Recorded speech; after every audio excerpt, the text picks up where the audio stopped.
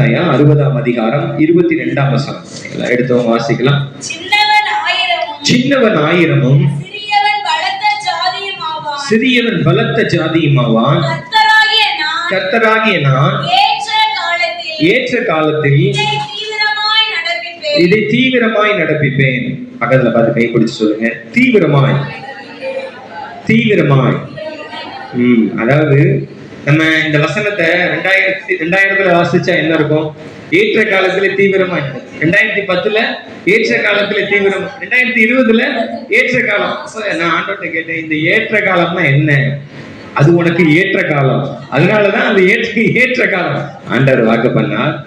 இந்த காலம் தான் ஏற்ற காலம். ஆமென், ஹல்லேலூயா. அதனாலதான் நான் உங்களுக்கு சொல்றேன், இந்த 2024 வருஷத்துல ஆண்டவர் நமக்கு செய்ய போற காரியங்கள் எக்ஸ்ட்ராடினரியா இருக்கும். அது எப்படி செய்வார் தெரியுமா? இந்த தீவிரம்னா எப்படி தெரியுமா?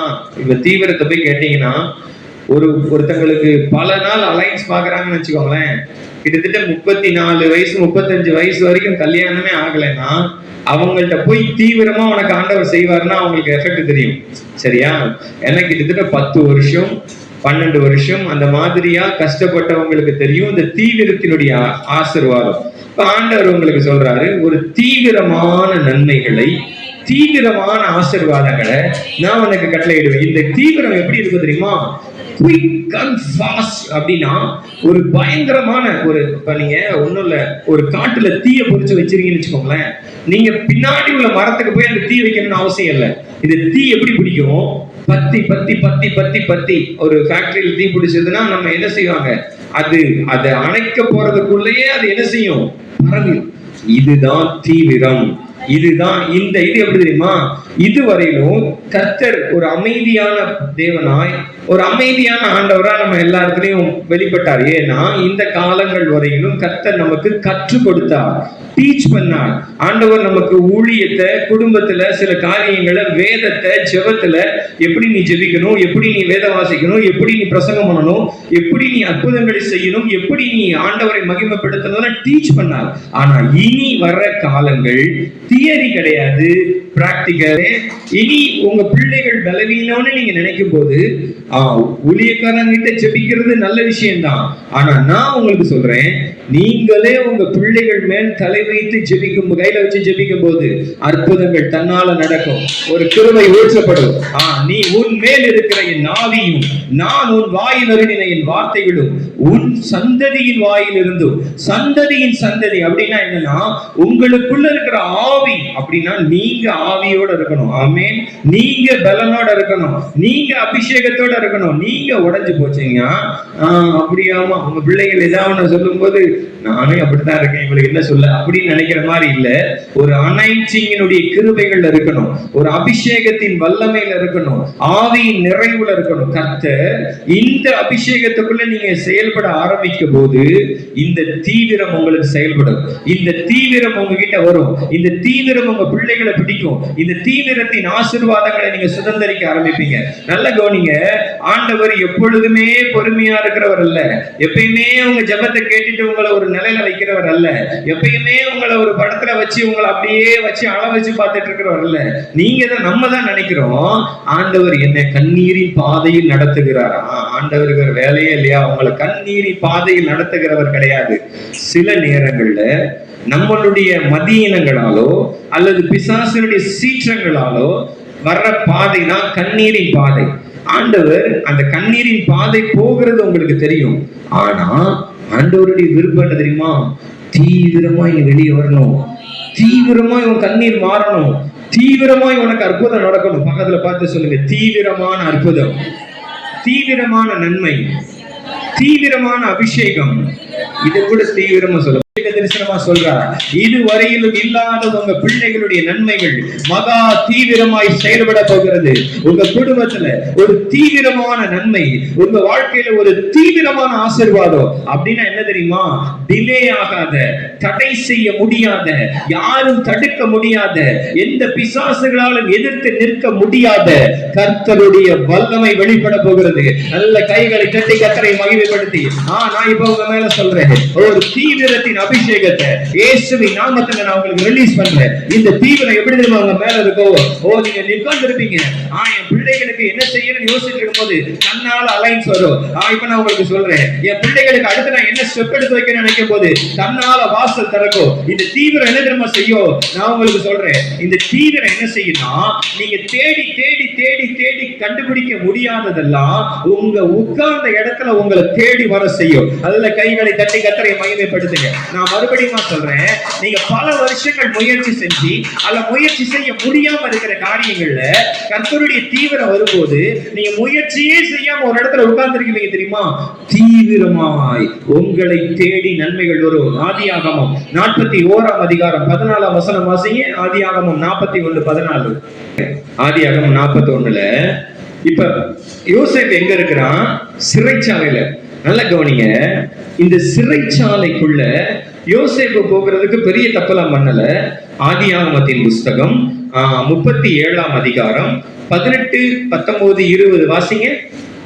அவர்கள் அவனை தூரத்தில் வர கண்டு அவன் தங்களுக்கு சமீபமாய் வரும் முன்னே அவனை கொலை செய்யும்படி சதியோசனை பண்ணி ஒருவரை ஒருவர் நோக்கி இதோ சொப்பனக்காரன் வருகிறான், நாம் அவனை கொன்று இந்த குழியில் ஒன்றிலே போட்டு ஒரு துஷ்ட மிருகம் அவனை பட்சித்தது என்று சொல்லுவோம். பாருங்கள் அவனுடைய சொப்பனங்கள் எப்படி முடியும் பார்ப்போம் என்றார்கள். இப்ப யோசேப்பு சகோதரர்களுக்கு அப்பா அம்மாவுக்கு சொப்பனம் சொன்னோடனே ஒன்னும் பெரிய விஷயம் இல்ல, அப்பா அம்மா விட்டுட்டாங்க. ஆனா சகோதரர்கள் என்ன செய்ய நினைக்கிறாங்க? இவன் சொப்பனக்காரன் தானே, இவனை கொன்னுட்டா இவன் சொப்பனம் எப்படி நிறைவேறும்? இப்ப நான் உங்களுக்கு சொல்றேன், கர்த்தர் உங்களுக்கு வாக்குத்தத்தங்கள் கொடுக்கும் போது, கர்த்தர் உங்களுக்கு மேல வார்த்தைகளை வைக்கும் போது பிசாசுடைய மைண்ட் எப்படி தெரியுமா இருக்கும்?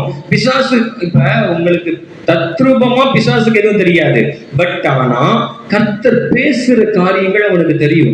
கர்த்தர் யாரை வச்சு கிரியை செய்ய போறாருன்னு அவனுக்கு தெரியும். அப்ப இந்த சொப்பனம் யோசேப்புக்கு வந்த போது அவனுடைய சகோதரர்கள் என்ன நினைக்கிறாங்க? இவனை கொன்னுட்டா எப்படி சொப்பனம் நிறைவேறும்?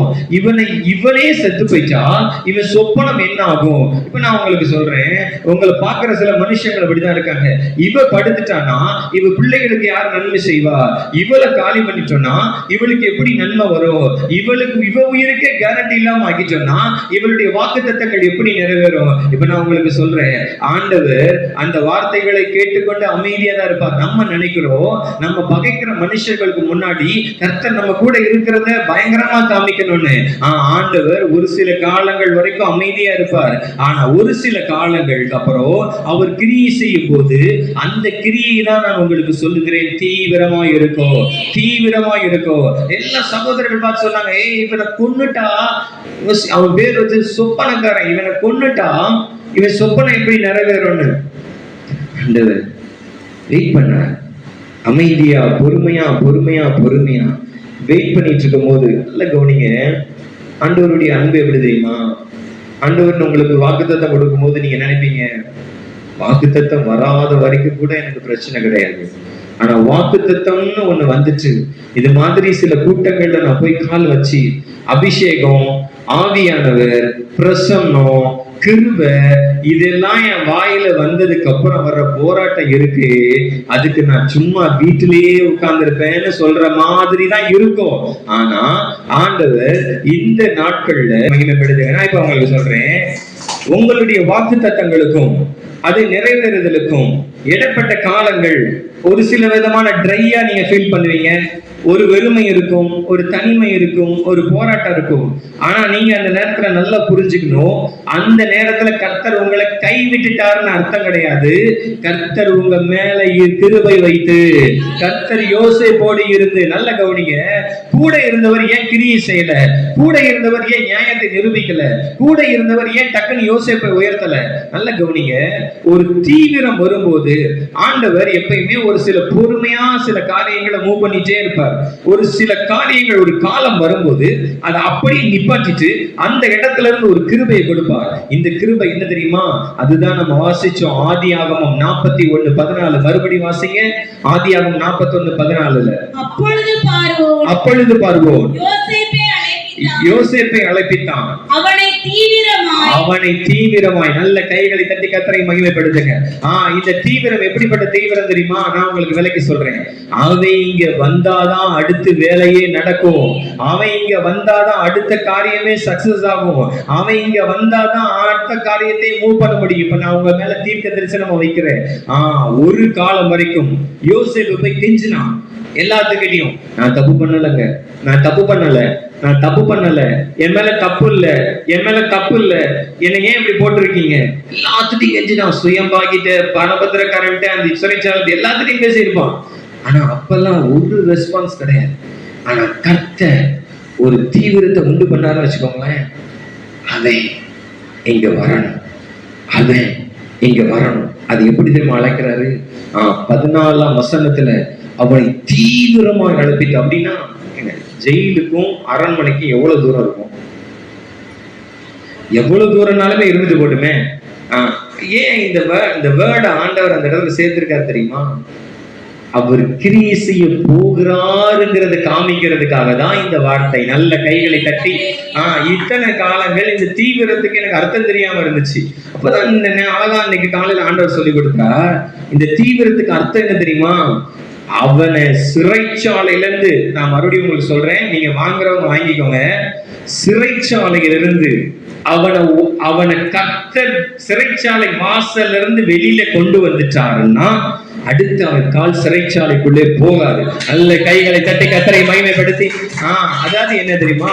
உங்க வாழ்க்கையில் ஒரு தீவிரம் வந்துச்சுன்னா அது வரையிலும் பின்தொடர்ந்து வந்த பலவீனங்கள், அது வரையிலும் உங்களை சந்தித்த வியாதிகள், அது வரையில் இருந்த பிசாசினுடைய போராட்டங்கள், இதை எல்லாவற்றையும் மேற்கொள்ளுகிற ஒரு கிருபைக்குள்ள கர்த்தர் உங்களை வச்சிருவாரு. நல்ல கைகளை தட்டி. ஆண்டவர் இந்த வேலையில சில பேருக்கு ஆண்டவர் சொல்லுகிறது தான், நான் உன் மேல கிருபை வச்சு நான் உன் கூட இருந்தேன், நான் உன் மேல கூட இருந்ததுனால உன்னை தீங்கு வாங்கிட்டு இருந்துச்சு, பலவீனம் இருந்துச்சு, போராட்டம் இருந்துச்சு. ஆனா உன்னை அது தொடாதபடிக்கு அது கைக்கு தப்பு வச்சு காத்துக்கொண்டு. ஆனா இந்த ஏப்ரல் 1ஆம் தேதி நான் ஒரு தீவிரத்தை உன் மேல பேசுறேன். அது எப்படி தெரியுமா? நீ விடுதலை பெறுகிறவளாய் மட்டுமல்ல, நீ விடுதலை ஆக்குகிறவளாய் மாறுவாய். ஆண்டவர் யோசேப்பு அப்படிதான் வச்சாரு. நீங்க நினைக்கிற மாதிரி கிடையாது. ஒரு தீவிரம் யோசேப்புடைய வாழ்க்கையில வெளிப்படும் பொழுது அந்த யோசேப்புக்கு அது எப்படி தெரியுமா இருந்துச்சு? வெளியில வந்த உடனே தீவிரமா எல்லாம் டக்கு டக்கு டக்கு டக்குன்னு மாறுது. பக்கத்துல பார்த்து சொல்லுங்க, டக்கு டக்குன்னு மாறும். உண்மைதானங்க. ஒரு சூழ்நிலை சிச்சுவேஷன் டக்குன்னு மாறுது இல்ல, ஒரு கிளைமேட் டக்குன்னு மாறுதா இல்லையா? ஒரு நம்ம எதிர்பார்க்காத ஒரு பிரச்சனை டக்குன்னு வருதா இல்ல? அதே மாதிரிதான் கர்த்தர் டக்குன்னு ஒரு காரியத்தை மாத்துறாரு. அவனை தீவிரமாய் அழைப்பிக்கும் போது அவனுடைய வஸ்திரத்தை மாத்தி அவனை சவரம் பண்ணிக்கொண்டு. நல்லா கவனிங்க, இப்படி ஒரு சூழ்நிலையை உருவாக்குனாதான் அந்த தீவிரத்துக்குரிய அர்த்தம் தெரியும். அவன் போய் நிற்கும் போது அவன் புரிஞ்சிருப்பான். அவன் சொல்லியிருப்பான், ஒரு தடவை மருமகனை பாக்குறதுக்கு எனக்கு சான்ஸ் கொடுங்க. கேட்டிருப்பானா இல்லையா? ஒரு தடவை எப்படியாவது நான் போய் பேசிடுறேன், என்னை எங்கிட்டாவது தூக்கி கொண்டு போய் கூட போட்டுருங்க, நான் எகிப்திலே கூட என்னை வச்சிருக்காதீங்க, நான் என்னை எங்கேயா கொண்டு போய் நான் பேசுறேன். அப்பெல்லாம் அவனுக்கு சான்ஸே கிடையாது. அவனை சிறைச்சாலை வேலை வச்சுட்டு இருந்தாங்க. ஆனா ஒரு நாள் வரும், நான் தான் உங்களுக்கு சொல்றேன், இந்த தீவிரம் எப்படி தெரியுமா வேலை செய்யும்? நீங்க ஜெயில இருக்கிற மாதிரி உங்க வீட்டுக்குள்ள உட்கார்ந்து இருந்தாலும் உங்களுக்கு சந்தோஷமும் ஆசீர்வாதமும் தேடி வரும். நீங்க பாக்குற மெசேஜ்ல சந்தோஷம் இருக்கும். நீங்க அனுபவிக்கிற போன் கால், சாதாரணமா உங்களுக்கு ஒரு போன் கால் வரும். அந்த போன் கால்ஸ் ஒரு தீவிரம் தெரியும். உங்களை சாதாரணமா மனுஷங்க தேடி வருவாங்க. அந்த மனுஷங்கள் மூலமா கர்த்தர் ஒரு தீவிரத்தை காண்பிப்பார். நல்ல கவனிங்க, சும்மா உட்கார்ந்து இருந்த யோசேப்புக்கு கர்த்தருடைய தீவிரம் வெளிப்பட்ட போது அவனை அந்த இடத்துல இருந்து கொண்டு வந்து ராஜ அரண்மனையில் நிறுத்தினார்கள். அதுக்கப்புறம் யோசேப்பு ஒருவேளை சந்தோஷத்தினால அழுதிருப்பானே தவிர ஒரு நாளும் அவனை மனுஷங்க கண்ணீர் வடிக்க வைக்க முடியல. நல்ல கைகளை தட்டி. நான் இப்ப சொல்றேன், நீங்க மனுஷங்களால அழுது மனுஷங்களால நிந்திக்கப்பட்டு, மனுஷங்களால அவமதிக்கப்பட்டு உடைஞ்சு போய் இந்த இடத்துல வந்திருக்கிறீங்கன்னா, இப்ப நான் உங்க மேல ஒரு அனைத்திங்க ரிலீஸ் பண்றேன். இனி மனுஷங்க உங்களை மேற்கொள்ளாதபடிக்கு கர்த்தர் உங்களை மேற்கொள்ளுகிற அபிஷேகத்துல, அவர்கள் என்னை மேற்கொள்ளாதபடிக்கு நான் அவர்களை மேற்கொண்டேன் என்று நீங்க சொல்லுகிற ஒரு கிருபை வெளிப்படும்.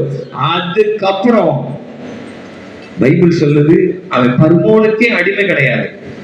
அவன் பர்வோன் அவனுக்கு கொடுத்த ஸ்டேஜ், எனக்கு அடுத்து அவன் தான். அப்படின்னா என்னன்னா, எகிப்து தேசம் முழுவதும் கண்ட்ரோல் வந்துச்சு. நீங்க ஒரு சில காலங்கள் வரைக்கும் தான் ஆண்டவர் உங்களை அடிமைத்தனத்துல வச்சிருப்பாங்க. நீங்க சொல்றாங்களா, எல்லாரும் என்ன பேசுறாங்க, ஒருத்தருக்கு 2 பேரா பேசுறாங்க, மாறி மாறி பேசுறாங்க அப்படின்னு நீங்க ஃபீல் பண்ண போதீங்களா?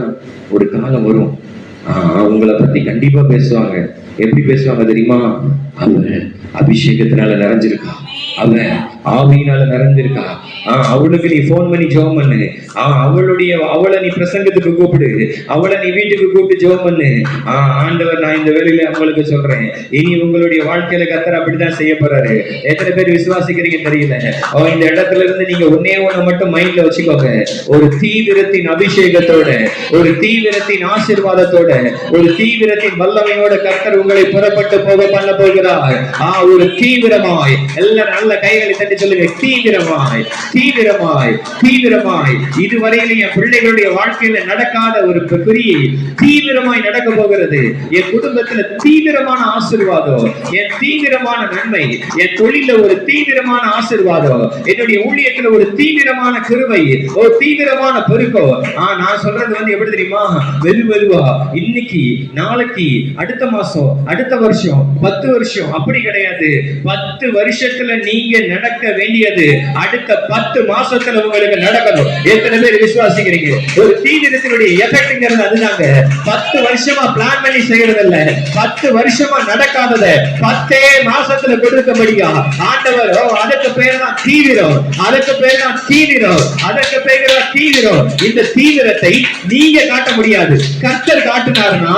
என் பிள்ளைக்கு 10 வருஷத்துக்கு முன்னாடி வந்திருக்கணும், 10 வருஷத்துக்கு முன்னாடியே வீடு வாங்கியிருக்கணும், 10 வருஷத்துக்கு முன்னாடியே அடைஞ்சிருக்கணும். ஆனா அது நடக்கலன்னா அப்ப கர்த்தர் பிளான் பண்ணுவாரு. 10 வருஷத்துக்கு முன்னாடி இவனுக்கு கிடைக்காதது கிடைக்கலன்னா ஏன் 10 வருஷத்துக்கு அப்புறம் கிடைக்க வேண்டியது இப்ப கொண்டு வரக்கூடாது? நல்ல கைகளை தட்டி கர்த்தரை நான் சொல்றது எத்தனை பேருக்கு புரியுது? உங்க வாழ்க்கையில டிலே பண்ற ஒரு கிரியை இருக்குன்னா தீவிரத்தின் கிருபை ஏன் வெளிப்படாது? யோசிச்சு பாருங்க. என்னன்னா, இப்படிப்பட்ட பிரசங்கத்தை நம்ம கேட்கல. எனக்கு ஆச்சரியமா இருந்துச்சு. ஆண்டவர் எனக்கு அழகா இந்த பிரசங்கத்தை கொடுக்கும்போது, நீ எந்தெந்த விதத்திலாம் பிரசங்கம் பண்றியோ அந்த பிரசங்கத்தினுடைய ஆசீர்வாதம் உனக்கு மட்டுமல்ல, அந்த பிரசங்கத்தினுடைய நிழல்ல வருகிறவர்களுக்கு அது நிறைவேறும். ஆமென், ஹல்லேலூயா. ஆண்டவர் இந்த வேளையில அருமையா சொல்றாரு. ஒரு தீவிரம் அப்படின்னா என்ன தெரியுமா? தீவிரத்துக்கு நான் உங்களுக்கு எக்ஸ்பிளைன் பண்ணி காமிக்கிறேன். இப்ப பருவன் உட்கார்ந்து இருக்கிறான்னு வச்சுக்கோங்களேன், 10 மணிக்கு சேர்ல உட்காந்துறான். ரைட்டா? அந்த தீவிரத்துக்கு என்ன அர்த்தம்னா, 10 மணிக்கு உட்காந்துட்டு இப்ப சொப்பனம்லாம் சொல்லி 1 மணி நேரம் ஓடி போகுது 11 மணிக்கு. இப்ப பருவன்ட்ட சொல்றாங்க, இந்த மாதிரி ஒருத்தன் இருக்கான், அவன் சொப்பனத்தெல்லாம் கரெக்டா பேசுவான், சொப்பனத்துக்கு வேகம் கொடுப்பான். அப்ப அவன் சொல்லுவான், இப்ப மணி 11, நான் 12:30 மணிக்கு சாப்பிட போயிருவேன், நீங்க சொல்ற அவனை 11:30க்கு நீங்க கூப்பிட்டு வரணும். புரியுதா? அதுதான் அந்த தீவிரத்தினுடைய கிரி. அவன் சொல்லுவான், நீ என்ன செய்வியோ தெரியாது, இன்னும் 1 மணி நேரத்துல அவன் எனக்கு வரணும், இங்க 1 மணி நேரத்துல அவன் என்கிட்ட வரணும். ஆண்டவர் செய்ய போறாரு. உங்க மேல கர்த்தருடைய தீவிரம் அப்படி செயல்பட போகிறது. நான் உங்களுக்கு சொல்றேன், இந்த வருஷம் டிசம்பர் மாதத்தை நீங்க முடிக்கும் போது கர்த்தர் உங்க குடும்பத்துல ஒரு தீவிரத்தின் ஆசீர்வாதத்தோடு முடிக்க செய்வார். உங்க பிள்ளைகளை தீவிரத்தின் அபிஷேகத்துக்குள்ள முடிக்க செய்வார். உங்க பிள்ளைகள் மேல அந்த தீவிரத்தின் அக்கினி இறங்கி கிரிய செய்யும். எப்படி தெரியுமா? இதுவரையிலும் கைகூடவே முடியாத காரியங்களை, நன்மைகளை கைகூடுகிற ஒரு கிருபை கிருபையை பரலோகம் இந்த வேலையில கட்டவிழ்கிறது. நான் விசுவாசிக்கிறேன். என் வார்த்தைகளை இயேசு கேட்டுக் கொண்டிருக்கிறார்னா, அவர் உயிரோடு இருக்கிறார்னா, எங்கும் வியாபித்து இருக்கிறார்னா, அவர் ஒருவர் பேசிக் கொண்டிருக்கிறதை கேட்பாருன்னா, அவருடைய பார்வைக்கு மறைவான சிசி ஒன்றும் இல்லைன்னா, இந்த வேலையில நான் பிலீவ் பண்றேன். இந்த வார்த்தைகளை இயேசு கேட்கிறாருன்னா, நான் இப்ப விசுவாசிக்கிறேன். அந்த தீவிரத்துக்கு தீவிரமாய் கர்த்தர் கிரியை செய்ய போகிறார். இயேசுவின் நாமத்தினால ஒரு தீவிரத்தின் அபிஷேகத்தை நான் இந்த வேலையில கட்டவிழ்த்து விடுகிறேன். பிலீவ் பண்ணணும், விசுவாசிக்கணும். பைபிள் சொல்லுது, காற்றையும் நீ பார்க்க மாட்ட, மழையும் பார்க்க மாட்ட, ஆனா வாய்க்கால வெட்டணும். புரியுதா? காற்றை பார்க்க மாட்டேன், மழையை பார்க்க மாட்டேன்னா ரைட், அப்படி நடக்கணும் செய்யப்படாது. வாய்க்கால வெட்டலைன்னா தண்ணி வேஸ்டா போயிடும். அப்ப என்னன்னா, வாய்க்கால கரெக்டா நீ வெட்டி வச்சுட்டு இருக்கிற இடத்துல உட்கார்ந்து இருந்தா தண்ணி இருக்கிற இடத்துக்கு வரும். பக்கத்துல பார்த்து சொல்லுங்க, தண்ணி வாய்க்கால வெட்டினேன்னா இருக்கிற இடத்துக்கு வரும். இருக்கிற இடத்துக்கு அதுதாங்க விஷயம். அவங்களுக்கு நீங்க என்ன பண்ணுங்க, அவர் தீர்க்கதரிசி எலிசா சொல்லும் போது, நீ வாய்க்காலெல்லாம் வெட்டிட்டு நீங்க ஒரு இடத்துல போய் உட்காருங்க. உட்கார்ந்துட்டு காத்து வரும் பார்க்கக்கூடாது, மழை வரும் பார்க்கக்கூடாது, ஆனா தண்ணி வரும். அது எப்படி தெரியுமா? பைபிள் சொல்லுது, அதுல இருந்து அப்படியே ஒரு நதி போல ஊற்று மாதிரி வாழ்ந்து வாய்க்கால் அப்படியே வந்து அழகா இவர்களுக்கு கர்த்தர் குடிக்க தண்ணி கொடுத்தார். இதுதான் இந்த காலத்தின் அற்புதங்கள். இதுதான் அடையாளங்கள். நான் உங்களுக்கு சொல்றோம், இந்த 2024க்கு அப்புறம் பலத்த அற்புதங்களை கர்த்தர் தேசத்தில் செய்ய போறார். நான் உங்களுக்கு விசுவாசித்து சொல்றேன், ஆண்டவர் உங்களை கொண்டும் அதை செய்ய போகிறார். கர்த்தருடைய கிரியை வெளிப்பட போகிறது. ஆண்டவருடைய மகிமையான காரியங்களை கர்த்தர் நமக்கு